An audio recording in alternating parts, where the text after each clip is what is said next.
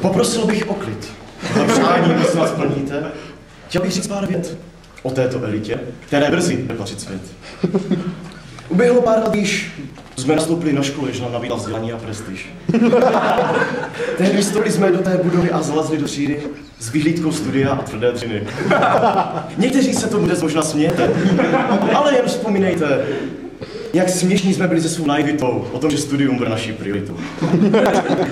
Není nás již tolik jako dříve, a už vzpomínce na některé nepřepadne smích, plch a sládeček. Pamatujete na tu dvojku fajnou? Byli krásný páreček. Jeden chlupač, druhý s masnou. Ale zapomeňme na plha a tyho trapné žíny. Mluvíme o těch, co jsou zde nyní.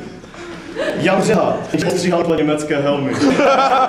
Lucie, která si vlastně zase zkratila velmi. Radek a jeho obří uši. Opic, který si myslí, že růžová mu mužům sluší. Pčola, který se tak rád předvádí. A Adam, který se mu směje, ale jen závidí. S ním sedí Dalibor, kluk bystrého rozumu a postavy prasátka. Dále to jsou také Štěk a Lepka, když nikdy neodloží sluchátka. Jiří Lukaj a jeho zlomený nos. Šlachta, taktéž Jiří, náš superios. Bráči menší, jenž si nedávno přistoupil z řad chlapců do mužů. Ty Pavle nezoufej, že jsem ti byl, že ti s tím pomůžu. No a Patriku, ty, co máš na hlavě tu trapnou vlnu, ty konci fandí McLaren.